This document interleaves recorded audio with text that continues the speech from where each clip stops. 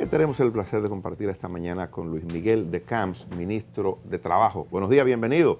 Muchísimas gracias, muy buenos días. Gracias por permitirme compartir con ustedes y con todo el público. Usted es uno de los hombres noticias, ahora sobre todo a partir de lo que ha dispuesto el gobierno, el aumento de salario. Cuéntenos un poco, a mucha gente le sorprendió, yo creo que nosotros en ese grupo de sorprendidos, la manera en que logró juntar al sector patronal con los trabajadores y el gobierno para hacer posible. Parecería que fue como una varita mágica que convenció a los empresarios sobre todo. ¿Cómo se produjo esto? Bueno, muchísimas gracias nuevamente por permitirme compartir con ustedes y con todos los amigos de la audiencia. Mire, lo que se ha producido efectivamente no es un aumento del gobierno, es un anuncio del gobierno de un acuerdo tripartito de un aumento salarial significativo, probablemente de los más altos en las últimas décadas, de los más significativos, porque no solamente se mantiene en un ajuste respecto a la inflación, sino que va más allá. Y efectivamente, aparentaría haber sido una labor inmediata o automática, pero la realidad es que, como ustedes se podrán imaginar, esto teníamos trabajándolo hace un tiempo. Lo que sí hay que destacar es que tanto el sector de los trabajadores como el sector de los empleadores se han comportado a la altura de las circunstancias. ¿Y por qué digo que tenemos un tiempo trabajando en esto que dio como resultado esta buena noticia para la población? Porque a diferencia de los últimos ejercicios en donde el país vivía escenarios penosos, pero también al mismo tiempo que aumentaba el estrés de la población por la incertidumbre de qué sucedería, en esta oportunidad el gobierno logró mediar, logró crear las condiciones de potenciar un acuerdo. Pero eso, si bien es cierto, comenzó hace un par de meses, la realidad es que el comienzo fundamental se inició el 16 de agosto del 2020, con la ascensión al poder del presidente de la República, Luis Abinader. ¿Por qué? Señores, porque lo que ha ocurrido sencilla y llanamente es que tanto el sector de los trabajadores como el sector de los empleadores y la población en sentido general ha comenzado a volver a confiar en los servidores públicos, ha comenzado a darle la oportunidad a este gobierno de, con su transparencia que ha demostrado la presidencia, con las acciones de firmeza al mismo tiempo, con su forma llana y franca, pues construir los consensos. Y lo que se produjo fue esencialmente eso, una construcción de consensos que evidentemente la posición inicial del sector de los trabajadores no fue posible, pero tampoco fue posible la posición inicial del sector de los empleadores. Fue posible eso, la construcción de ese consenso. ¿Y por qué yo decía que tanto los trabajadores como los empleadores se comportaron a la altura de las circunstancias? Porque, señores, hemos estado viviendo una realidad de crisis pandémica mundial. Aunque el presidente de la República ha logrado encontrar un equilibrio entre la salud de la población y la salud de la economía, una labor muy difícil, pero ha sido posible, la realidad es que en términos generales ningún país se encuentra total y absolutamente reactivado, aunque la República Dominicana ha dado muy buenos ejemplos en comparación regional al respecto. Y entonces ambos sectores coincidieron con el sector gubernamental de que teníamos que ponernos de acuerdo. Y como hemos señalado en otros momentos, esta etapa no permitía otros escenarios de lo que ha sucedido en el pasado, porque el consenso no era simplemente una opción en esta realidad dominicana, era una obligación. Y lo más importante, además obviamente de los aumentos, es que tenemos que seguir construyendo el fortalecimiento de estos consensos, porque si bien es un paso de avance, porque lo es, todavía quedan temas pendientes de transformaciones de leyes, que también requiere la construcción de consensos tripartitos y multisectoriales. Entonces, afortunadamente, se ha logrado esta mejora. ¿Qué significa esta mejora? Esta mejora significa que para las grandes empresas, los trabajadores de estas, su aumento de salario llega a 21,000 pesos. Para los trabajadores de las medianas empresas, su aumento llega a 19,250 pesos. Para las pequeñas, su aumento llega a 12,900 pesos. Y para las micro, que es un nuevo tipo de empresa en la clasificación, su aumento llega a 11.900. Además de un aumento de un 15% a los trabajadores de empresas de seguridad privada y de un 25% a los trabajadores de campo agrícola. Todo esto fue posible gracias a esas acciones responsables de los liderazgos tanto sindicales como empleadores. Permítanos darle una taza de café Santo Domingo. ¿Cómo no? Para nosotros hacerlo acá. Muchísimas gracias. ¿No vieron ustedes, Luis Miguel, un asunto, una observación que algunos economistas hacen o pudieron, y tiene lógica en el planteamiento de cosas que se dan a partir de aumentos de salario que se han dispuesto en otros momentos, el cierre de algunas empresas porque no puedan quizás asumir el costo que esto significa? Mire, históricamente, cuando hay aumentos salariales, evidentemente hay un periodo de tiempo en que el mercado tiene que asumir la variación. Pero uno de los factores positivos de esta medida que se adoptó de manera conjunta y tripartita de este consenso fue que, a diferencia de antes, en donde había un número X% de aumento transversal a todos los niveles, ahora se pudo lograr aumentos significativos y diferenciados, lo que hace más fácil encontrar un equilibrio entre la mejora del salario del trabajador, pero sin ahorcar la posibilidad del empleador de crear la plaza de empleo o de mantenerla. Por eso esas diferencias entre los distintos niveles. Es un poco más trabajoso, sin duda alguna lo es, pero es nuestra función, es nuestra obligación como servidores. Y justamente es esa una de los factores más positivos probablemente de esta nueva medida, en donde los emprendimientos más modestos o las empresas más pequeñas, sí, tienen la responsabilidad de mejorar los salarios de los trabajadores, pero también se tiene en cuenta la necesaria capacidad que hay que mantener y aumentar de las empresas de mantener y crear empleos. El alcance, el logro de esta negociación, entre otras cosas, se da porque también se reclasifican las empresas. Aquí no solamente hubo un aumento de salario, sino también una reclasificación. Y es bueno darle contexto a esto porque esta es una discusión vieja. Y hace tiempo que los sectores empresariales, el sector laboral, ha pedido, vamos a reclasificar, y el sector laboral dice, primero aumento y luego reclasificación. Hay quienes han planteado a partir de esa nueva clasificación que el aumento real que el gobierno ha logrado, que se ha logrado en el sector privado, no es tal. Porque en la reclasificación hay empresas que pasan de un punto en el que están ahora, que si se hubiera caído en categoría de aumento real, que ya no caen en categoría de aumento real, sino que se quedan como empresas que antes eran medianas, que ahora serían pequeñas. Más o menos sería es el planteamiento. ¿Qué ustedes plantean con relación a eso? Mire, efectivamente, el tema de la nueva clasificación tiene muchos años pendientes. En el 2008, le estoy hablando a ustedes, hace 13 años, hubo la primera ley al respecto. Y luego en el 2017 hubo una segunda ley al respecto, modificando la anterior, en donde de una manera u otra empujaba a que haya un criterio unificado en todos los actores públicos del tipo de empresas, para poder construir políticas públicas que signifiquen crecimiento y desarrollo. Efectivamente, hay efectos de esta nueva categorización de las empresas. Hay algunos casos que algunas empresas sí tendrán ese movimiento, pero habrán muchos casos que las empresas también tendrán movimiento hacia arriba. ¿Por qué? Porque la clasificación anterior tenía un criterio básico y se consideraba grande, pequeño, mediano. Obviamente estamos hablando de empleo formal y no sectorizado. Se consideraban grandes, pequeñas y medianas las empresas según sus activos y sus inventarios. Señores, para que una empresa fuera considerada pequeña, tenía que tener activos o inventarios de hasta 2 millones de pesos. Le pregunto yo a ustedes, ¿qué activos o inventarios de empresas no llega y sobrepasa los 2 millones de pesos? Muchísimas. Sin embargo, estaban clasificadas como pequeñas, cuando no lo eran realmente.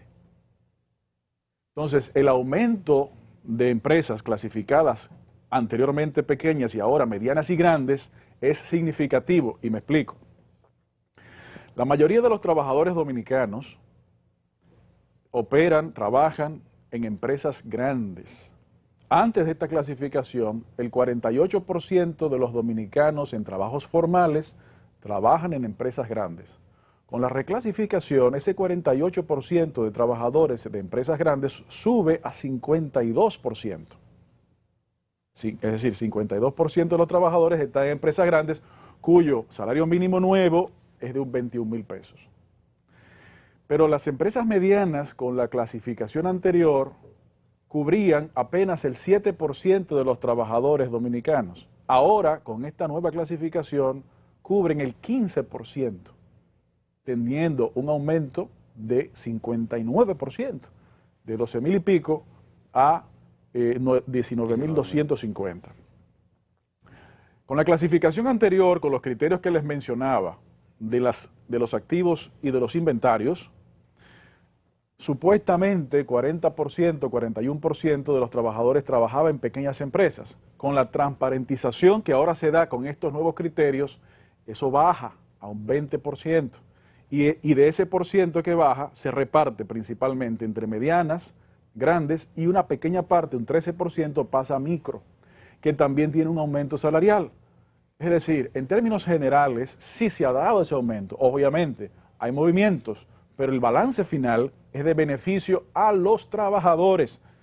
Además de eso, como una forma de asegurar que no haya mucha creatividad, por ponerlo de alguna manera, ¿qué sucede en una empresa?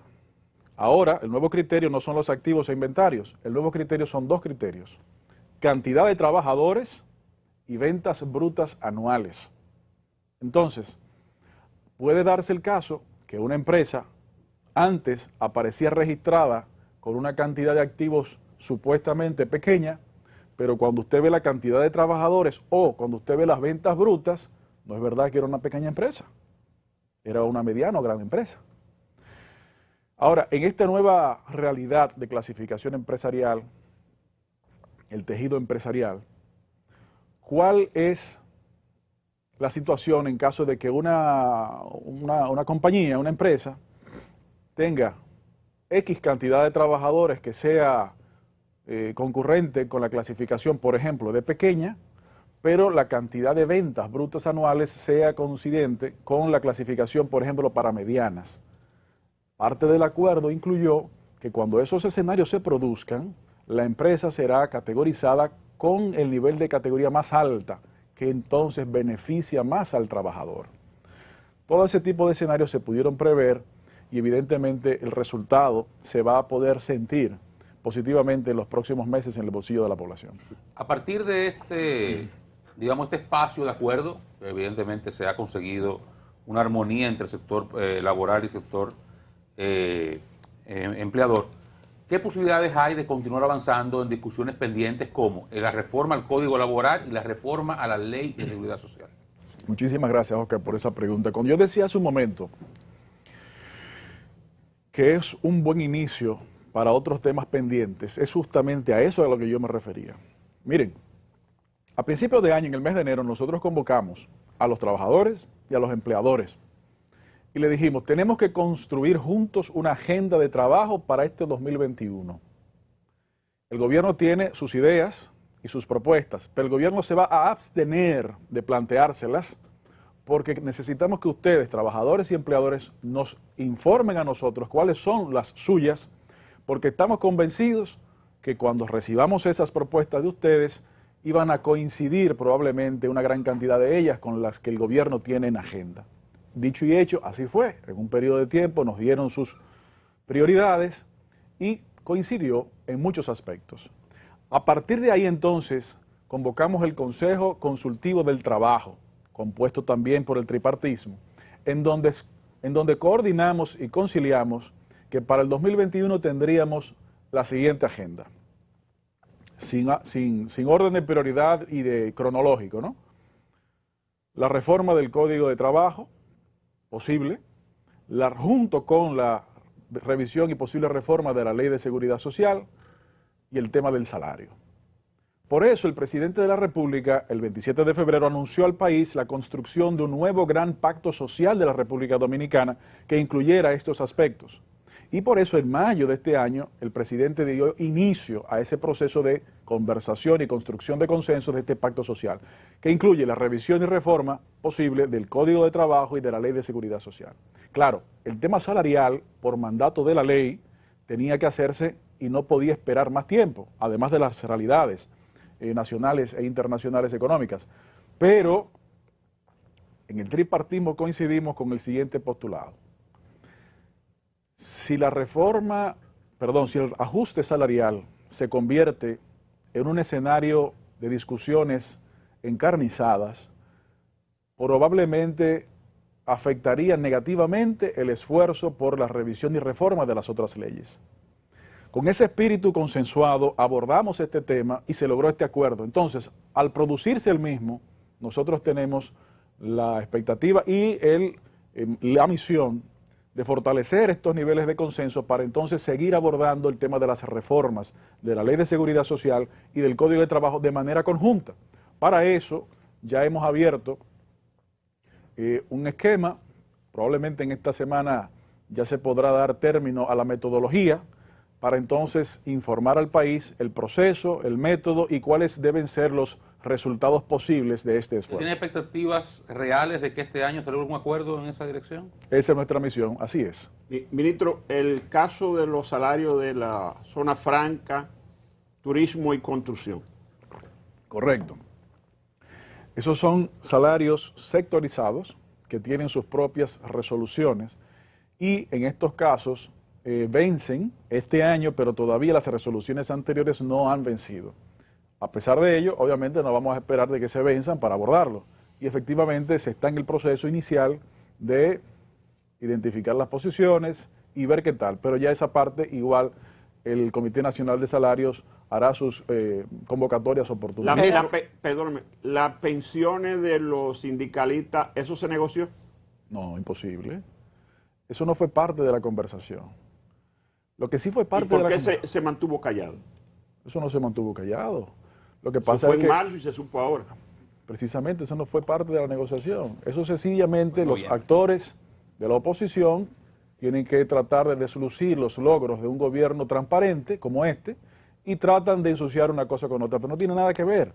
Lo que sí tiene que ver en todo esto, como les decía, es la forma que este gobierno ha actuado, que ha permitido que los actores sociales devuelvan la confianza al gobierno. Eso es todo. Señores, ¿cuándo fue la última vez que ustedes vieron a un presidente en ejercicio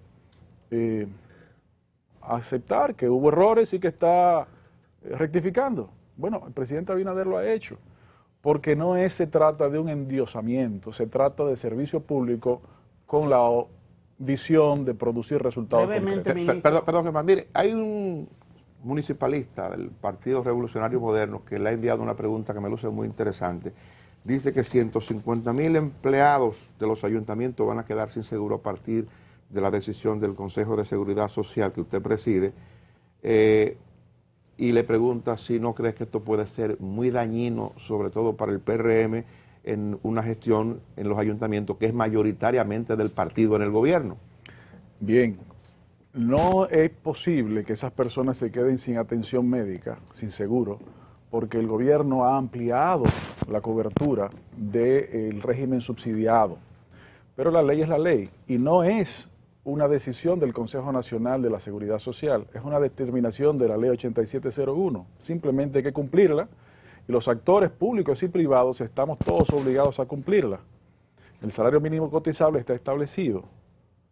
Si usted no logra ese salario mínimo cotizable... ¿Se quedó fuera? No, está el régimen contributivo subsidiado y está el régimen subsidiado que garantiza que usted tiene salud, que garantiza esa cobertura de atención médica, que el gobierno del presidente Abinader no solamente ha aumentado la cantidad de personas cubiertas, que prácticamente hoy se encuentra casi la totalidad de la población cubierta en su cobertura de salud, sino que las calidades de estas coberturas han mejorado. Bueno, gracias por su participación, gracias a Luis Miguel de Camps, ministro de Trabajo. A ustedes gracias igual por acompañarnos. Mañana de vuelta a partir de las 5 de la madrugada.